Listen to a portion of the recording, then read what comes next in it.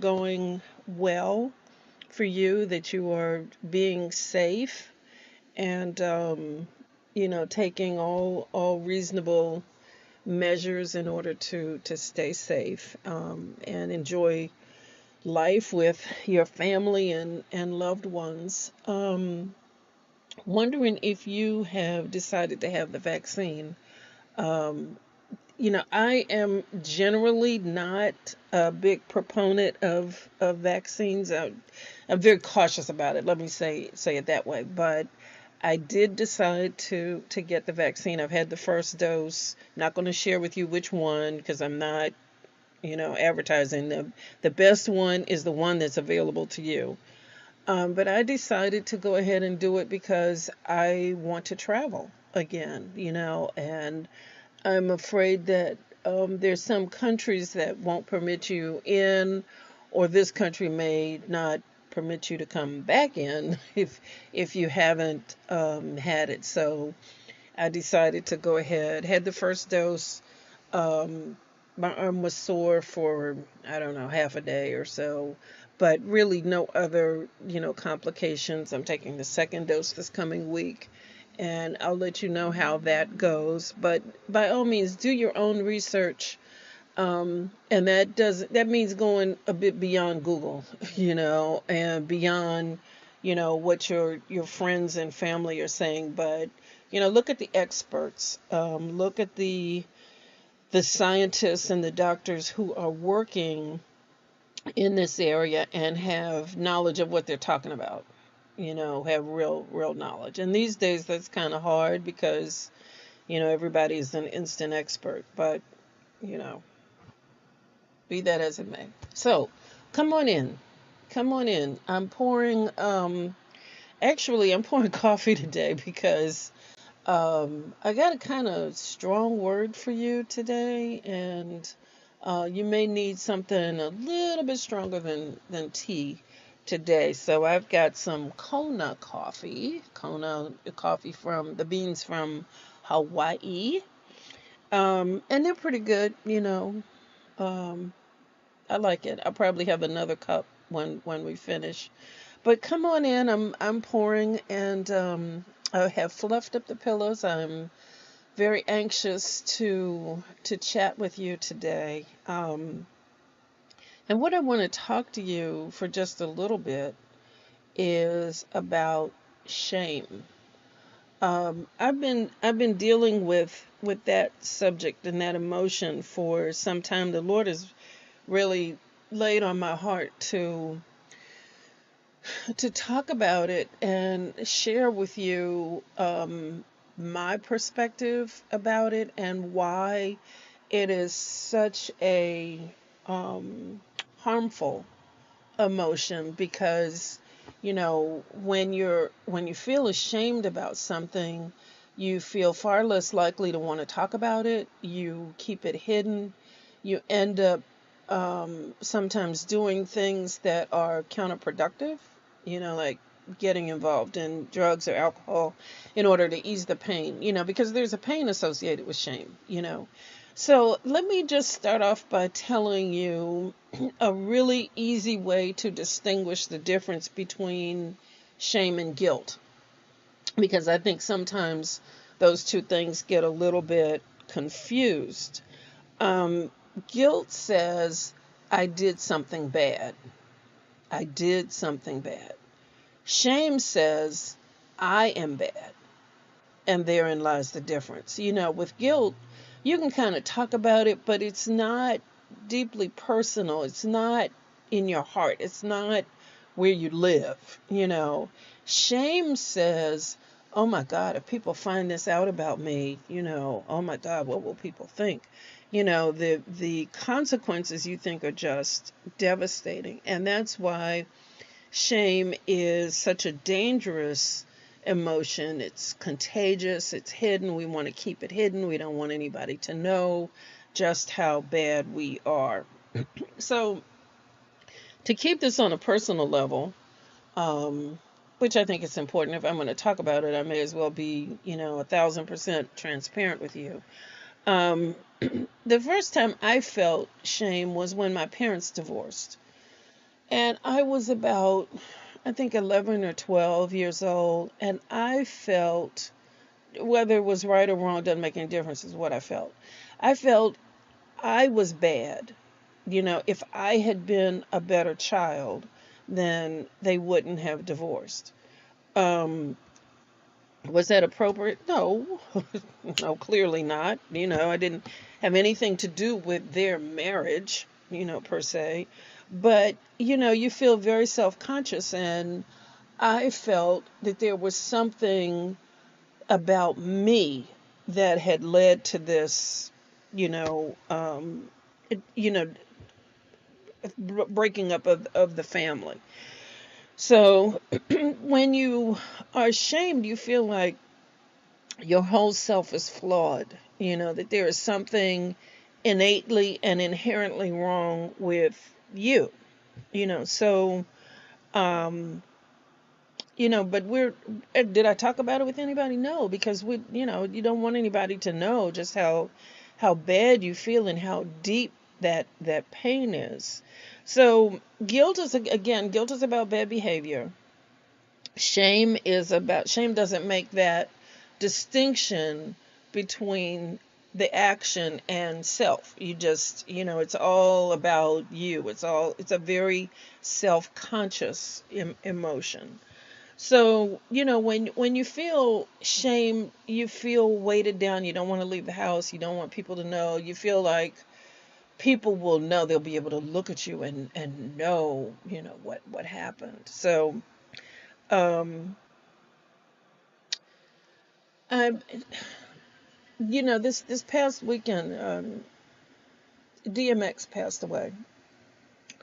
And for those of you who may not know him, a very prolific writer, very, very talented brother, but was very, very public about all the demons that he had, and he had quite a few. And anytime I heard him speak, I was always struck, and just prayed that there was somebody who could really reach him to touch the depth of those demons. Well, I happened to see a recording today by his sister, who was talking about her relationship with her brother, and apparently it wasn't the best, but she did have some positive things to share.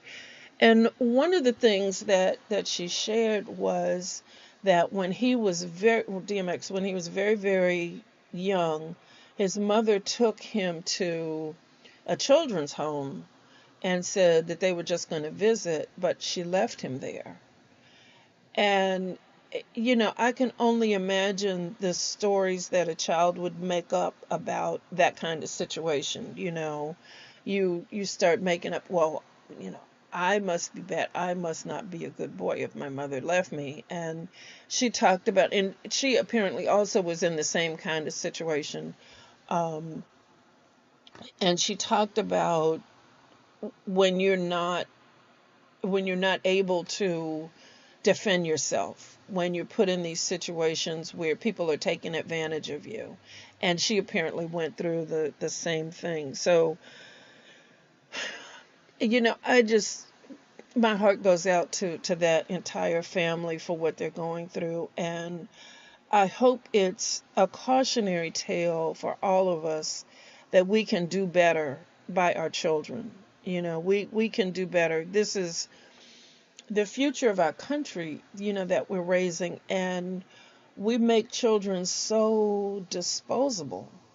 We don't, from the sex trafficking to, the sexualization of our children at very young, very, very young ages. We got to stop. We really, really, really have to do better for our children. If there's to be any hope for this country at all, and I'm starting to have my doubts because, uh, you know, we seem to have moved past shame. There seems to be no shame about anything in this country. That people can sing songs about the most intimate things, and I don't even mean sex. I mean, you know, crazy stuff. And, it's like, okay, because it's got a good beat. Anyway. All right. So, shame. I'm off my soapbox now. But seriously, about DMX, prayers do go out to that entire family, because it was a lot to overcome. It was a lot. So, what do we do with shame? When we find ourselves in that kind of situation, what happens? Well, from a mental perspective, you revisit, a lot of times it's shaped by our memories of the occasion. And, as we just shared with you about DMX, um, those memories are like on a loop, in your brain. And when you have those memories, you experience the occasion over and over and over again, and um, until you make, let me get, I don't want to get like overly technical here, but you can create new neural pathways in your brain, but your brain seeks out the familiar. Like when you buy a yellow car and you start driving around, all you see are yellow cars because your brain has that neural pathway and is always seeking to make associations with what you already know. And so that's why um, you marry the same person over and over again, because that's familiar. Why do you always seem to attract, this type of person in your life? Because that's familiar.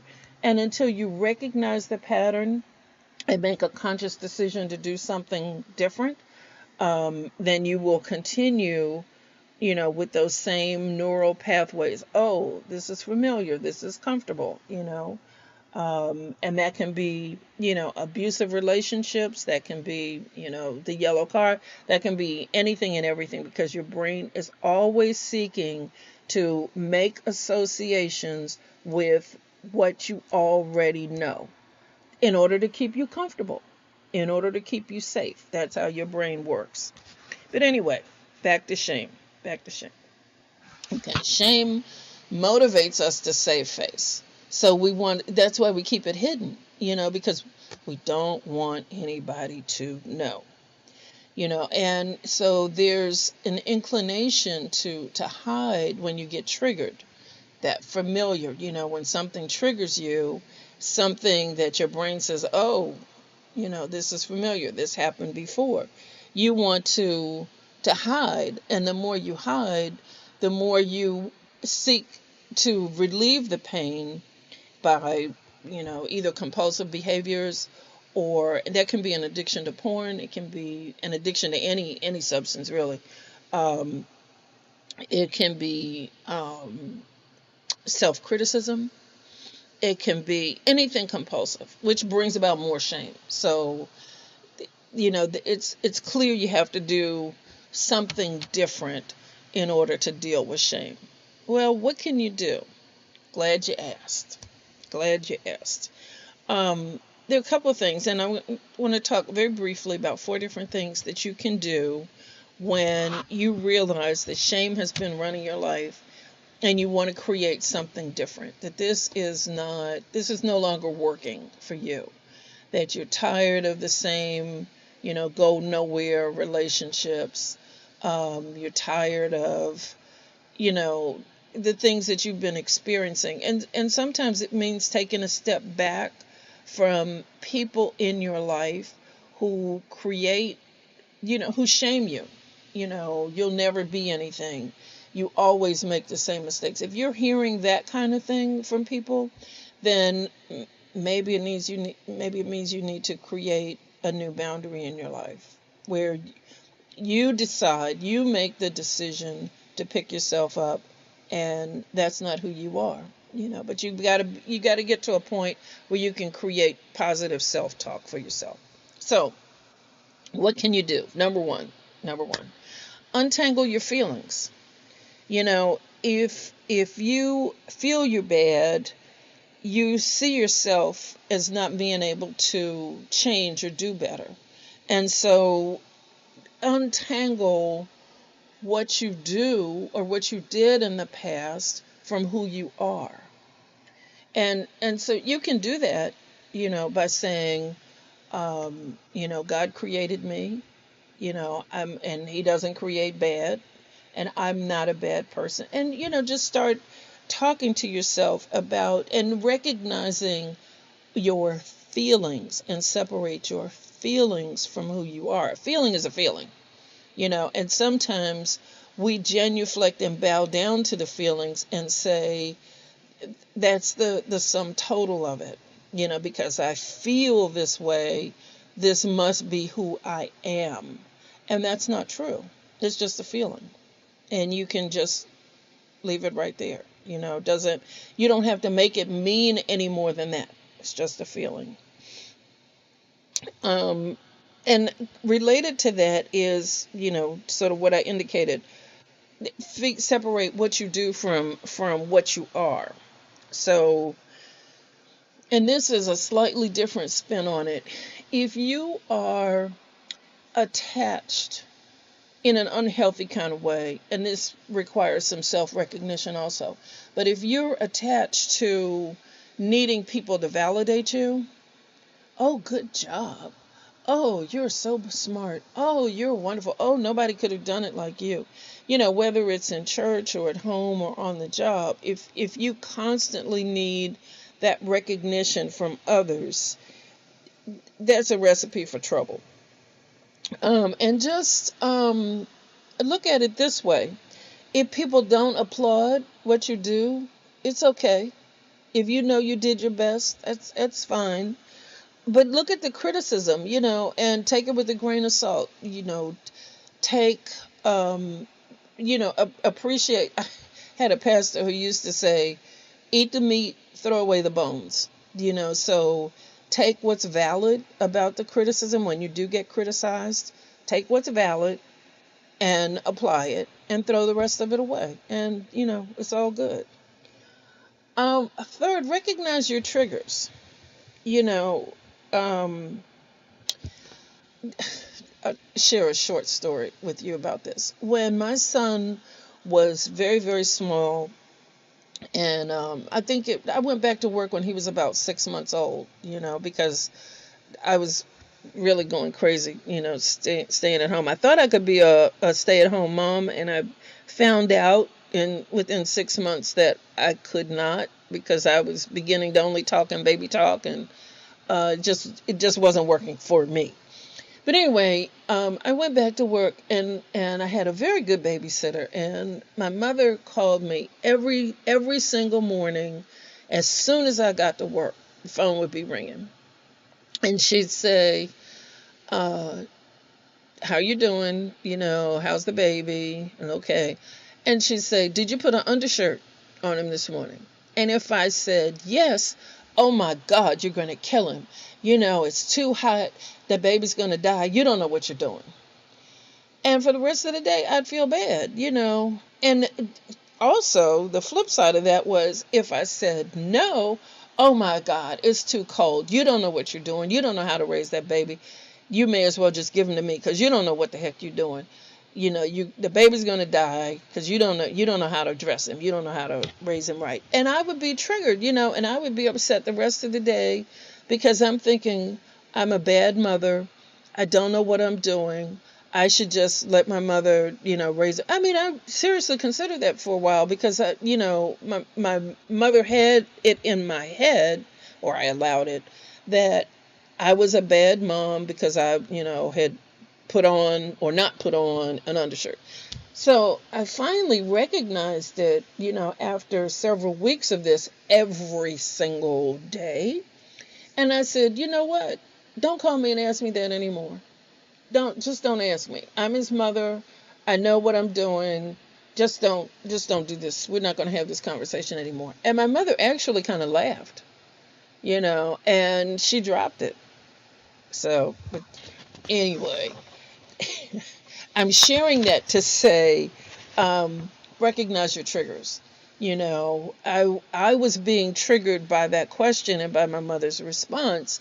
and thinking, I'm shamed because apparently I don't know how I should be dressing my child. Please. Oh, please. Oh, please. So, recognize your triggers is number 3. Number 4, reach out. Don't, the more you sit and stew in shame, the worse it gets. And this is easier said than done, because I know when I went through a very, very, very shameful and public, episode in my life, I didn't know how to form the words. I didn't know how to reach out for help.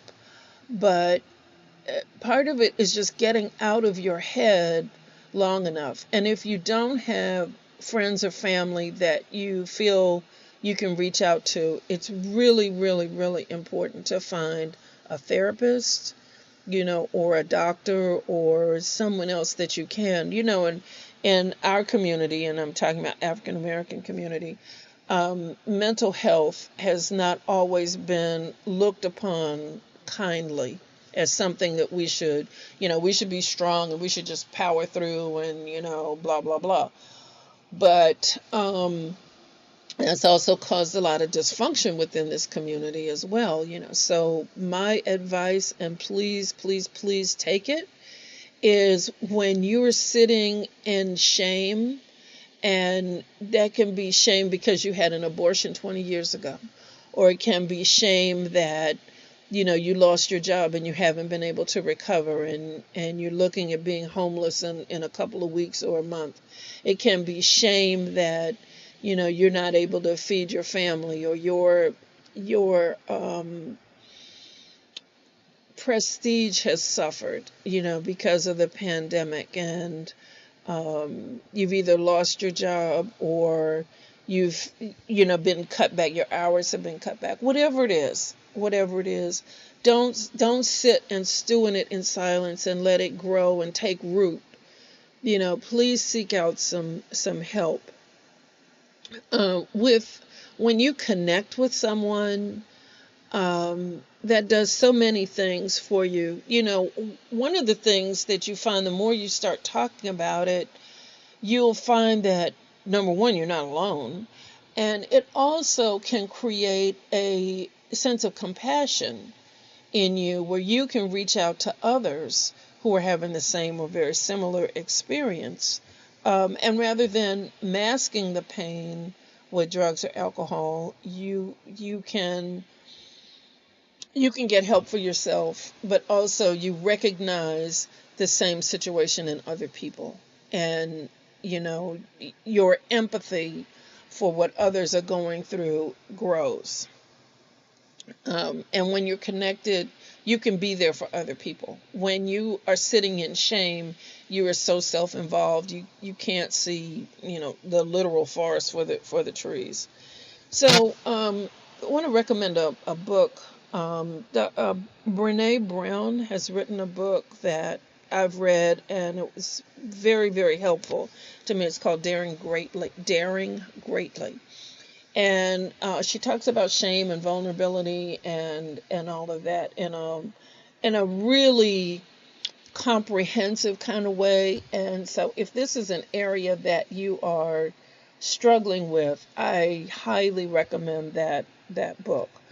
Now, the 5th thing that I would suggest for you is shining the light, which is closely aligned with reaching out to others. But what you find is the more you talk about it, the less power shame has over you.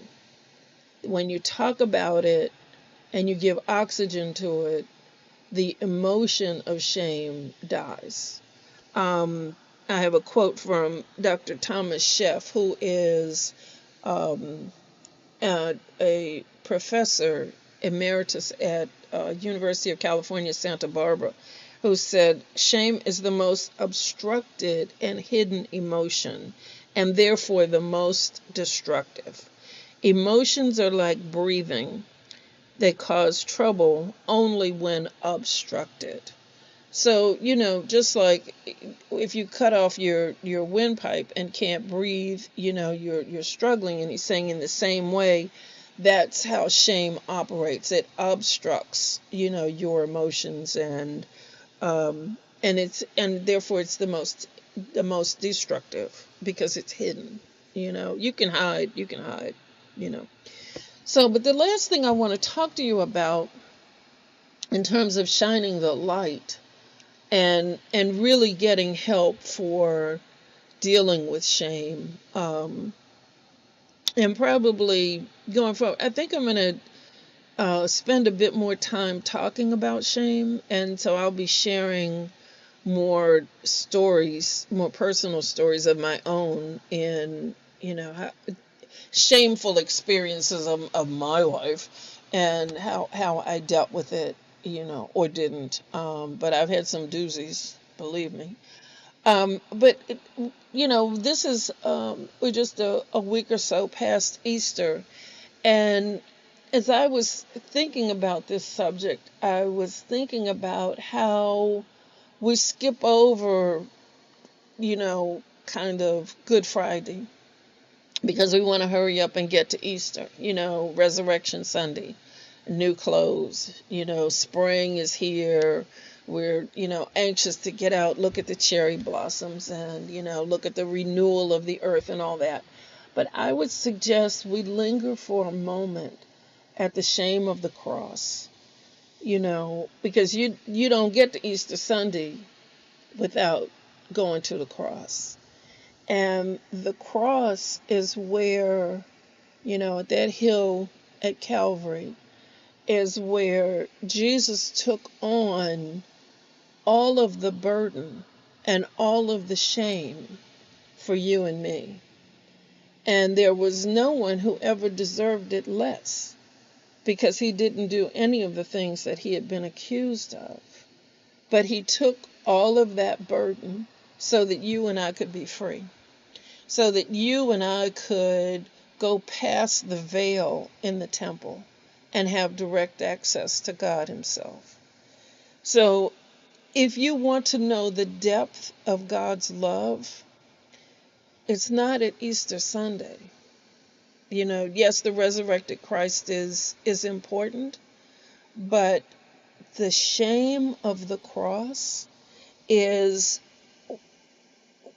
where you find you, where you lay your burdens down, where you can talk to him about the shame that you're feeling, the shame that you're going through, the things that you thought would be different, the disappointments, the shame, the criticism, all the things, the health issues, all the things that you're trying to hide from everybody. You can lay it at the foot of the cross.